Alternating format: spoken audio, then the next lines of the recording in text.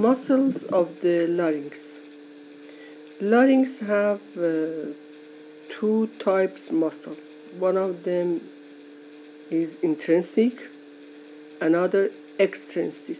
What is differences between these two? These muscles are intrinsic. Look at this.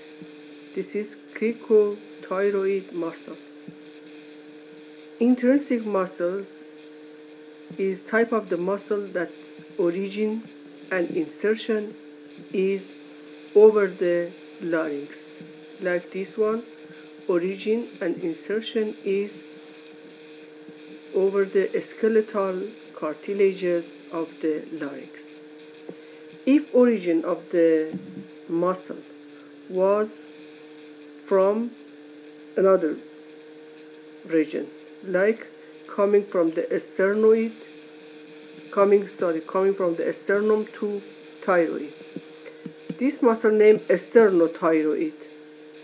Sternum is part of the cavity of thorax.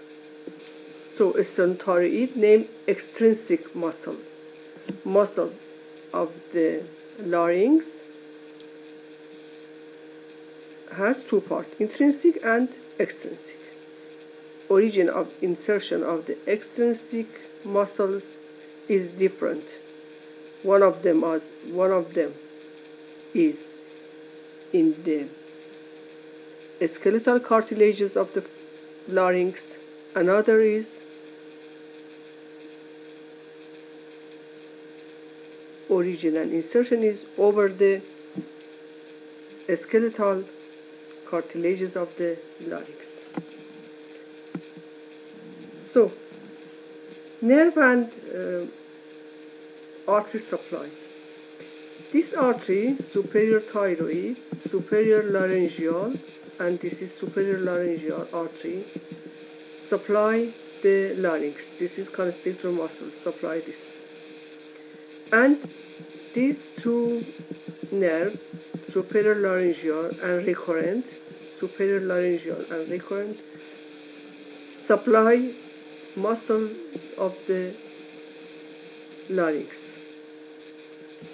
What's the meaning of the recurrent? Recurrent means this nerve is vagus. Vagus coming here, turned around the arch of aorta and turn up.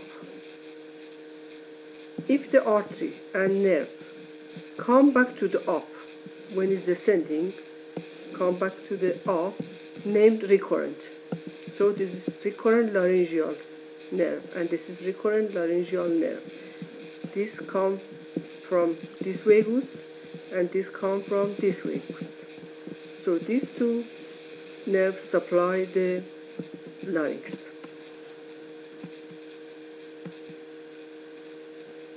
Another part of the conductive is trachea. This is trachea. Trachea begins from the C4.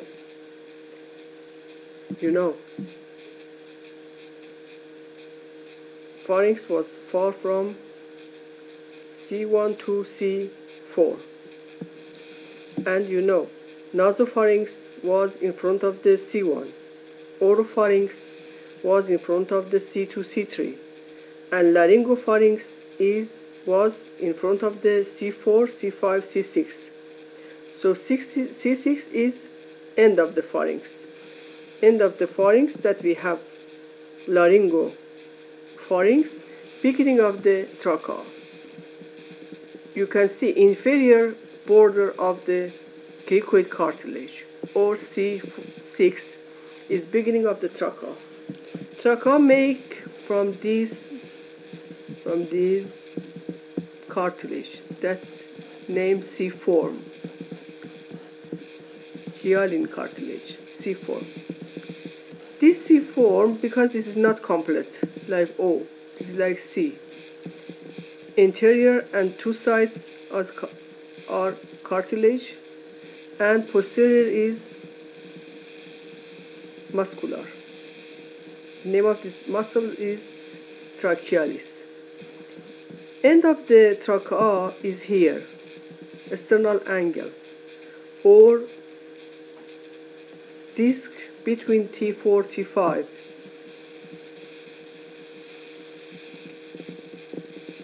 This one. This cartilage is not like the other C form, so this one named tracea carina.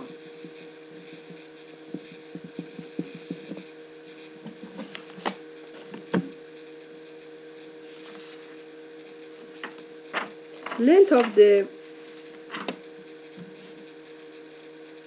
trachea is between 12 or 30 centimeters. Part of them is in the neck, part of them is in the cavity of the thorax. And this cartilage is between this cartilage, all of these are between 16 or 20. Here, trachea divided two parts: right bronchus, right main bronchus, and left main bronchus. Left main bronchus is longer than the right, so if it is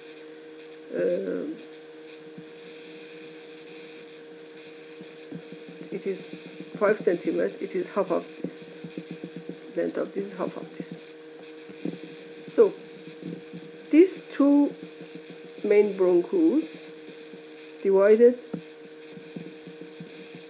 in the right three parts. That this part named lobar bronchus. 1, 2, and 3. And in the left divided to 1 and 2.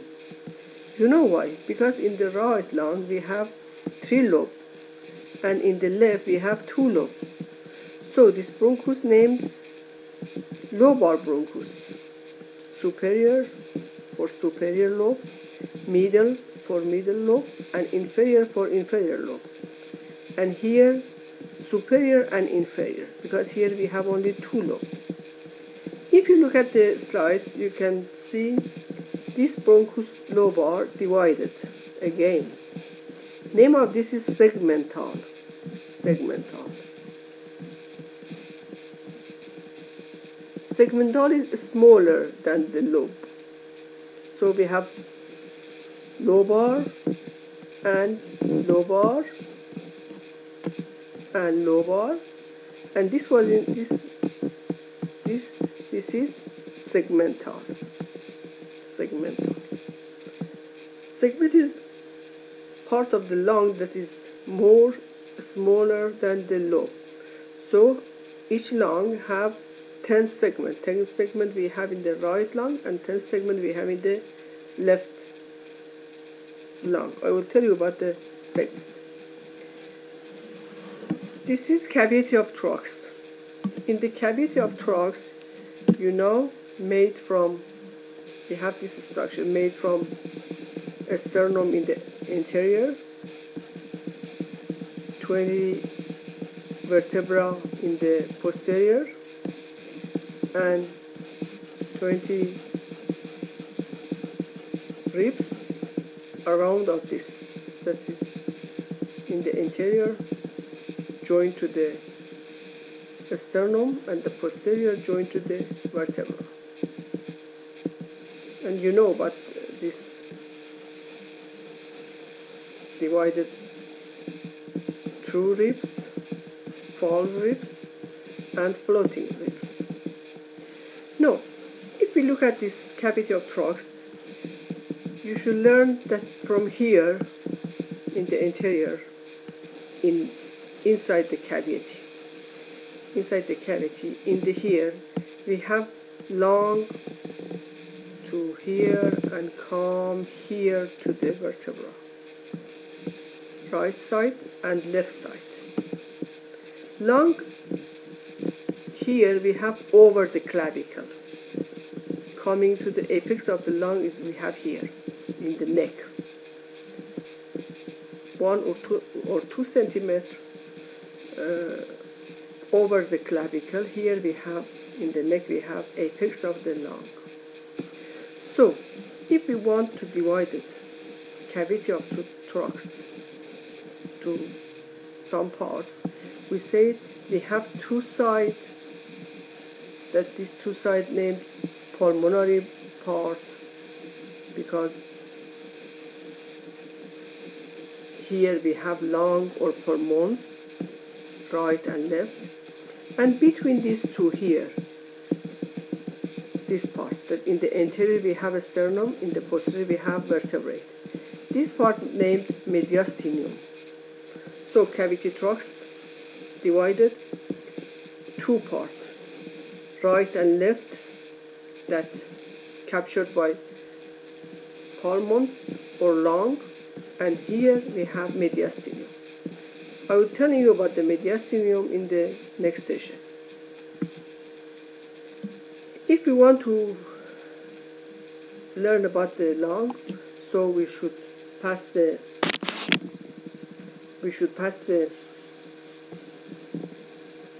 remove the skin, and after this pectoralis major and pectoralis minor and ribs, and we can see this view. In this view you can see in the mediastinum you can find heart, and in two side parts, right and left, you can find lung or pulmons. Lungs, this is pleura, lung and pleura, lung and pleura. So here is clavicle. Cut it, you want to see all of the lung. This is apex of the lung, and this is inferior surface of the lung that is over the diaphragm. This is diaphragm. So this surface named inferior, or we can say diaphragmatic surface. This is external surface of the lung. Because of this surface covered by the ribs and sternum, we can say sternocostal surface.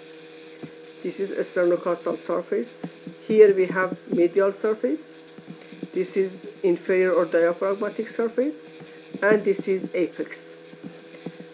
We can say to the diaphragmatic or inferior surface, we can say base of the lung.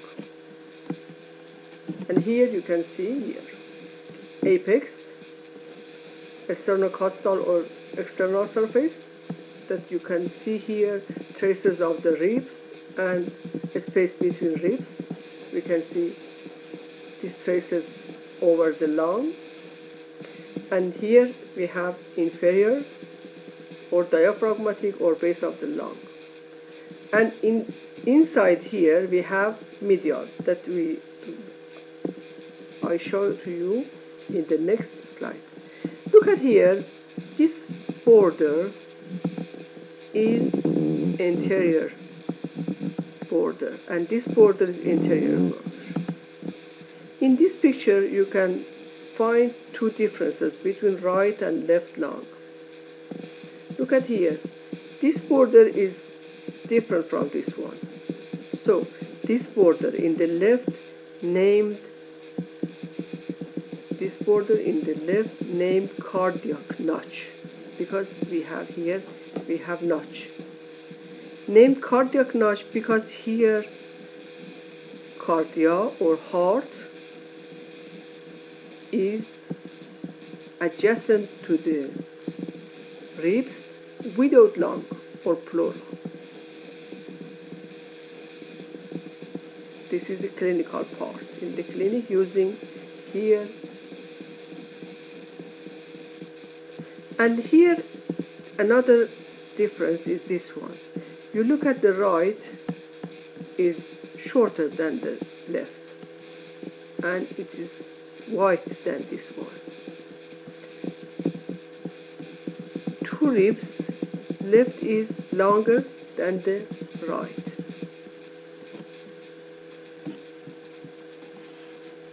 And here you can see posterior view of the Now, now this is right. Here you can find three lobes: superior, middle, and inferior, and two fissure, transverse and oblique fissure. But here you have only two lobes: superior, inferior, and oblique fissure. This is another differences between fissures, another differences between this one. And this is cardiac notch. This is cardiac notch. Here we have apex, this is base, and this is sternocostal or external surface of the lung. This is medial surface of the lung.